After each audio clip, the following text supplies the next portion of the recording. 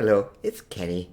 This video is about the diminished seventh chords, one of the more interesting chords in the repertoire. This video will be part theory, part technical, but I'm doing it mainly because I've been doing these lessons on lead sheets, and every once in a while I throw in a diminished chord, and I'm never really explaining what they are, so I want to rectify that with this video.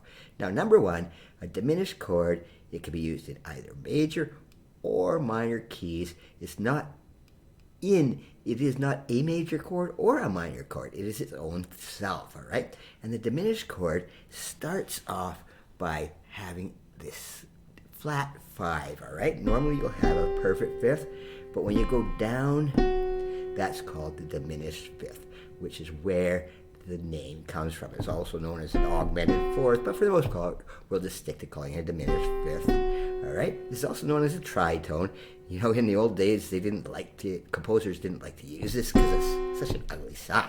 All right. But the other part of the diminished chord is the minor third here. Okay, that's C, E flat there. So you put it all together. Now that's not that nice sounding, but it can be. You'll see in a while why that can sound so good. Now I like to think of this as just a collection of minor thirds. So you got your C, and then go up 3 notes to the minor third, and then the E flat. All minor thirds, all right? That's what the amazing thing about diminished chords is. It's all built on minor thirds. So there, you see it there with the E, G flat, and I wrote it here with the F sharp. That's exactly the same, all right? It's your preference, however you want to look at it, and it depends on the key you're playing into. You know, maybe the F sharp's already there. You know, it just depends, all right? But to make this into a seventh chord, all right, this is where it starts getting crazy. I might just add another minor third, and then you get this diminished, what's known as the diminished seventh chord, all right? It's a little bit confusing to say here, all right? Because this is actually how it should be written, all right? To make a seventh here, it should be a double flat, a B double flat. Okay, all right, but a double flat, it just turns people off. You know, you see it in a score and you got to stop and think about it, all right? So I just write it as an A, and it makes it much more sense to me to be as an A, all right, into this kind of notation, all right? It just looks a lot easier to see, okay? There are other chords here, all right? This is also a diminished seventh chord. Okay, that really sounds ugly. And this is also a diminished seventh chord, all right? But I'm not even going to talk about those two. Those are different cases for another time. They're really weird sounding things. They have their place in music. But right now, let's just stick to this nice, simple collection of minor thirds, which from now on in this lesson, I'll just be calling the diminished seventh. Now, for now, I'm just going to focus on briefly the one starting on the note C. This is just called the C diminished seventh, all right? All right, and again, it's this collection of minor thirds, all right? But when you start playing the inversions of it, okay, something weird happens. Okay, when you get up here, the first inversion of this is actually the same thing as the E flat diminished one. And the second inversion here, all right, is the same thing as the F sharp and so on. And then you get the A diminished seventh, all right? Now these are all really the same chord, just inversions of each other. They're all just different versions of the same thing. So you don't have to learn all that many. With a major key, you know, you got to learn C major in the major chords in 12 different keys, okay? But in this way, with the diminished, some of them are exactly the same, all right? So C and A diminished, they're all the same notes. So you don't have to learn too many things over again, all right? This and this and this and this can all be the same thing, okay? All right, now, the other thing you can do with this thing, all right, I'm going to explain where you use diminished chords in music, but you can use this as a technical exercise, just like I'm sort of been doing, all right? It's not required in examinations. I don't know why they don't sometimes, but if you want to use them as triads, go right ahead and use it as an exercise, okay?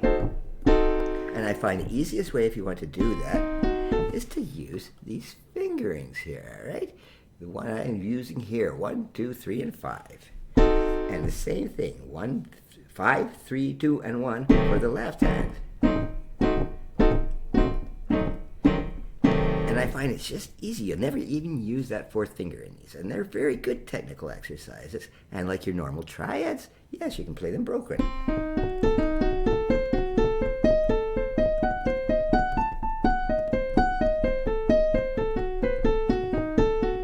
Very good exercise, all right? I didn't write them out fully, all right? You can figure that out. All you have to do is take those chords and just use them as triads. Use them as exercises, all right? They're very good ones. They're kind of different than the triads, because first of all, you got 4 notes, and you're just using a little bit different fingerings and stretching out your hands a little bit different, all right? But the main thing I want to emphasize here is the inversions of the C, the E flat diminished, the F sharp diminished, and the A diminished. They are all variations of the same chord. Now to find some more diminished chords, let's go up a semitone from the C and go up 3 more minor thirds.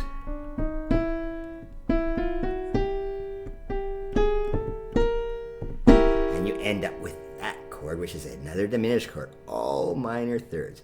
So it sounds exactly the same, it's just in different notes, all right? All right.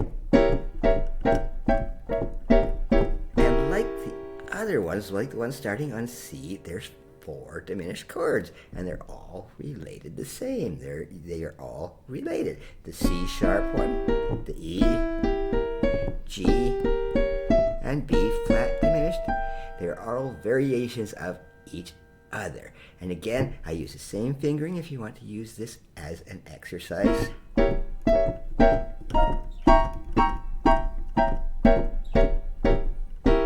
Okay, and separate.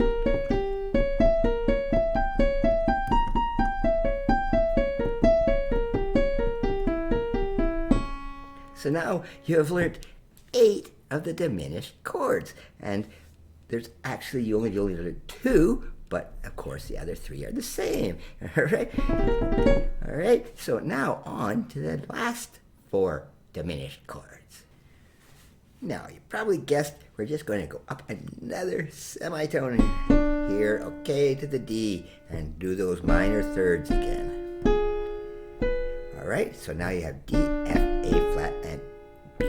All right, that's a diminished chord too, and guess what? Here we are with the F, the A flat, and the B diminished, and they are all the same things, just different inversions of each other.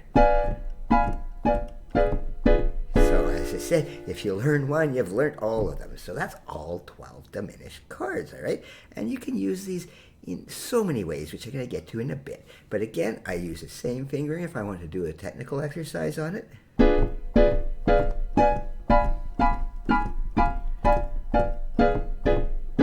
right, left hand, the same thing.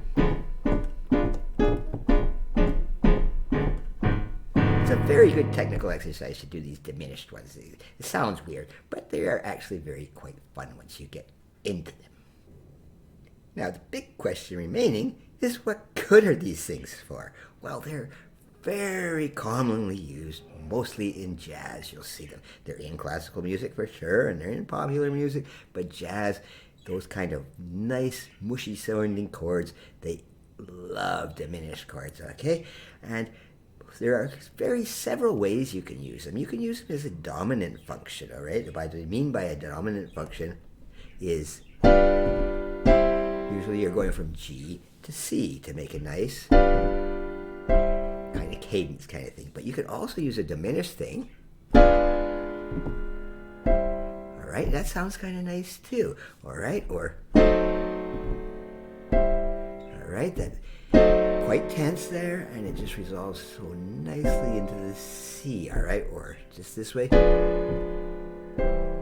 Okay, and that's what you mean by a dominant function. It just resolves chords. But by far the biggest use of diminished chords is to lead into chords. Kind of like the dominant ones, but for example, this C sharp diminished goes so nicely into a D minor, and the E flat diminished goes so nice into a C there. You can use it as transitional chords. A good example of this is this song, I Ain't Misbehaving. All right, now if you put those diminished chords in there, all right, it makes it sound so much more interesting. All right, they are used as transitional, or they can come down.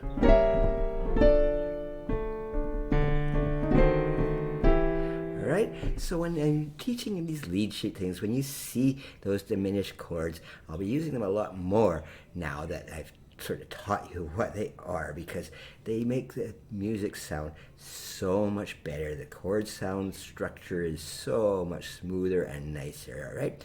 The last thing I want to talk to you about these diminished chords is, and there's arguments about this, and you know, people will argue right, left, and center, how you properly notate these things. And I've only used mine. I think my notations are, you know, quite simple, all right? Instead of, as I mentioned, instead of having this B double flat, I prefer to put that A, all right? Because it's easier to see. When you see it on sheet music, you see a B double flat, you got to stop and say, well, wait a minute, I have to go down 2 notes. Why not just put an A in there? But technically, yes, this is probably the more proper way. But the other thing you might see with diminished chords, if you see a lead sheet, is this little weird thing. All right, this is C diminished, but I don't usually I've been putting here the word DIM after, just for diminished.